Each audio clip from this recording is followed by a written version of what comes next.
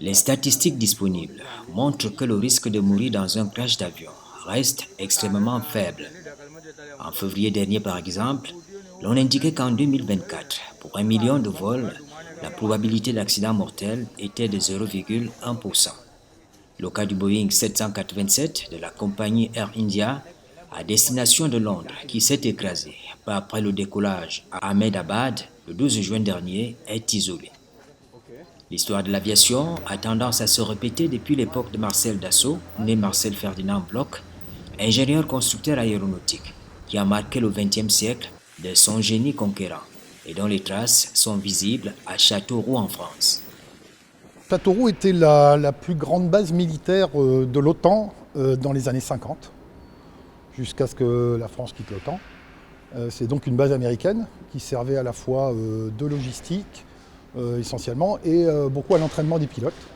Et c'est toujours le cas aujourd'hui, puisque la position géographique de l'aéroport, son côté un peu isolé, permet aux compagnies aériennes d'Europe en général de venir faire de l'entraînement pour les pilotes, du fait de la longueur de la piste et de sa situation géographique. C'est un endroit un peu privilégié dans ce domaine. L'activité commerciale se limite à des activités cargo sporadiques, hein. C'est pas quelque chose de régulier. Et pour ce qui est de l'activité passager, c'est pareil, des compagnies de charter éventuelles qui viennent par moment, en fonction des saisons, transporter des passagers pour des vols charter. Dans ce hangar de maintenance aéronautique de Valère, à Châteauroux, à mi-chemin entre Paris et Toulouse, il est donné de constater qu'avec le temps, l'accent est mis sur la logistique dans le domaine de l'aviation civile. C'est un peu comme dans tous les systèmes. Si on n'a pas de logistique, si on n'a pas de pièces pour réparer l'avion, si on n'a pas de pièces pour faire en sorte que l'avion ait une continuité dans son exploitation, c'est une perte d'argent phénoménale. Donc la logistique, c'est vraiment un élément clé de la maintenance aéronautique. Ici, en l'occurrence, on récupère dans les avions qu'on démantèle des pièces qui sont recertifiées ou certifiables pour les fournir à tous nos clients, à tous ceux qui souhaitent maintenir leur capacité opérationnelle le plus rapidement possible. Accessoirement, on a aussi dans cette partie logistique les pièces qu'on utilise nous pour la réparation des avions de nos clients. Donc on voit ici la zone de stockage où ici un avion en démantèlement. Donc une partie des pièces qu'on voit ici ont été prélevées sur cet avion. Elles sont recertifiées, elles sont disponibles sur le marché.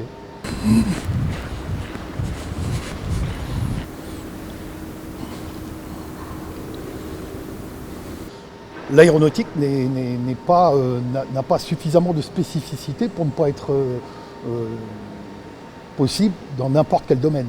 Donc c'est des gens qui vont mettre en caisse, ce sont des gens qui vont gérer la douane, la partie envoi, réception, gestion de stock. Donc oui, il y a un panel de métiers extrêmement large autour de cette activité. Dans la pratique courante, les problèmes sont identifiés et les solutions arrêtées.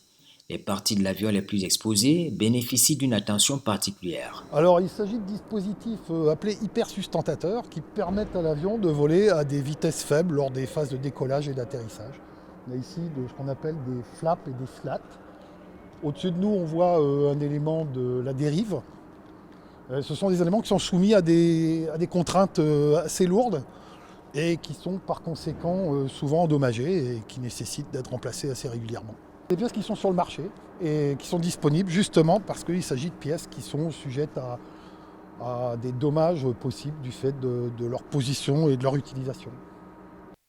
Ce qui est curieux et parfois étonnant, c'est le risque aviaire en aviation, également connu sous le nom de collision aviaire ou burst-wreck, qui désigne en fait le danger de collision entre un oiseau et un aéronef. En fait, l'avion risque d'être percuté par des oiseaux en vol. Et parmi les éléments qui sont le plus impactés sont ceux qui sont saillants et en avant. Là, on a les entrées d'air moteur qui font partie de ces éléments qui sont bien souvent endommagés par les oiseaux. Alors, soit l'entrée d'air elle-même, si on a de la chance, on touche à l'extérieur. Si on n'a pas de chance, c'est à l'intérieur. Et là, c'est le moteur qui encaisse le choc. Et donc, le risque, c'est l'arrêt moteur, comme on a pu le voir sur le crash de l'Hudson. ce qui était le pire, puisque là, en l'occurrence, c'est les deux moteurs qui ont été touchés. La plupart du temps, il n'y en a qu'un. Mais la partie saillante du moteur, donc l'entrée d'air, font partie des éléments qui sont souvent endommagés et qu'on propose à la vente, justement, pour permettre à nos clients de continuer à voler. Le risque de collision entre les oiseaux et les aéronefs est toujours là, sans solution définitive. Toutefois, il y a des protocoles à suivre en cas d'impact avec les oiseaux ou la faune sauvage. Veuillez rester assis et conserver votre ceinture de sécurité attachée et ajustée jusqu'à l'extinction de la consigne à attacher vos ceintures. Il n'y a pas de secret. C'est comme dans tout, quand on veut supprimer un problème, soit on supprime l'avion, soit on supprime les oiseaux. Là, en l'occurrence, il faut faire avec. Donc, il y a des éléments sur les aéroports qui permettent d'éviter ou de chasser les oiseaux. Donc, certains aéroports utilisent des systèmes sonores. Certains utilisent des chasseurs qui viennent tout simplement réguler les oiseaux autour des aéroports. On utilise aussi des rapaces, c'est-à-dire qu'il y a des aéroports qui entretiennent des rapaces autour de l'aéroport pour chasser en particulier les pigeons qui sont le plus souvent impliqués dans ce genre de problème. Et après en vol, un avion qui vole à 10 000 mètres ne risque pas de rencontrer un oiseau. En fait, le risque aviaire, il est dans les couches basses, c'est-à-dire décollage, atterrissage, qui sont les phases les plus sensibles, et là où on a le plus de chances de rencontrer un oiseau. Donc il y a des techniques d'éloignement, mais il n'y a pas de secret, le risque est toujours là. Et il faut donc compter sur la fiabilité des moteurs et la capacité du pilote à voler soit sur un moteur, soit sans moteur. La collision entre les oiseaux et les aéronefs peut possiblement conduire à la perte des moteurs. Et le crash n'est pas loin. Mais dans la maintenance aéronautique aujourd'hui, on identifie des techniques et des procédés pour sauver des vies en cas de problème majeur. En gros, au sol, on ne va pas démarrer un moteur pour avoir de l'électricité et du chauffage. Ça ferait un peu... c'est dangereux et puis c'est trop cher. Donc ce petit réacteur-là, il est juste derrière, tout au fond, vraiment à l'extrémité arrière de l'avion. On peut voir d'ailleurs ce qu'on appellera le pot d'échappement qu'on voit sur tous les avions. Et lui, il fournit de l'électricité et de l'air. Et il permet le démarrage des moteurs. Accessoirement, en vol, en cas de problème, quand on parlait du crash de l'Hudson, c'est le seul moyen qu'ils ont eu à ce moment-là, en ayant perdu les deux moteurs, ce moyen qui leur permettait de garder du courant et donc de faire fonctionner les commandes de vol. Donc c'est aussi un système qui peut permettre, dans des cas extrêmes, d'être utilisé en cas de défaillance majeure sur les moteurs.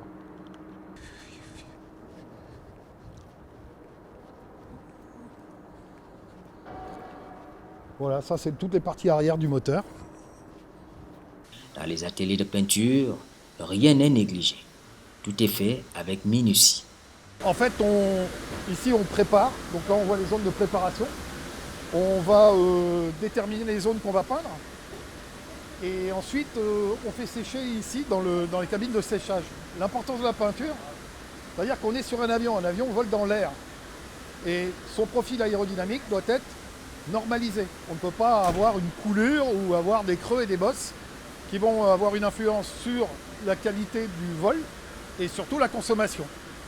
Donc c'est normalisé, les couches de peinture doivent être définies et la planéité normalisée. Donc la peinture est aussi importante, je dirais que ce qui est dessus est aussi important que ce qui est en dessous. Réduire au maximum le risque de crash, c'est le défi aujourd'hui dans l'aviation moderne. Et pour cela, les constructeurs se donnent des moyens pour y parvenir.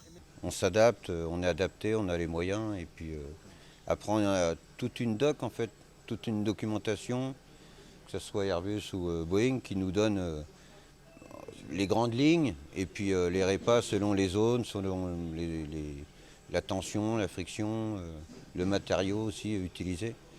Donc c'est très encadré, très carré. Chaque réparation, on fournit un certificat de conformité, de la fibre, de la résine, même l'étalonnage de la balance que j'utilise, je suis obligé de le marquer dedans pour vraiment avoir un suivi tout le matériel qui rentre en compte en fait dans la réparation, quoi. Justement, on peut voir ici pas mal de ces nouveaux matériaux. Alors, nouveau, on va dire que c'est une technologie qui a une vingtaine d'années maintenant, mais qui s'est généralisée dans toute l'aviation. Et oui, effectivement, ça demande une certaine technicité dans la réparation et dans la capacité à utiliser ce type de matériaux. Même si, partout dans le monde, l'amélioration du confort des aéronefs est de mise, on doit reconnaître que la prise en compte des données liées à la protection de l'environnement concourt à faire de l'avion le moyen de transport le plus sûr.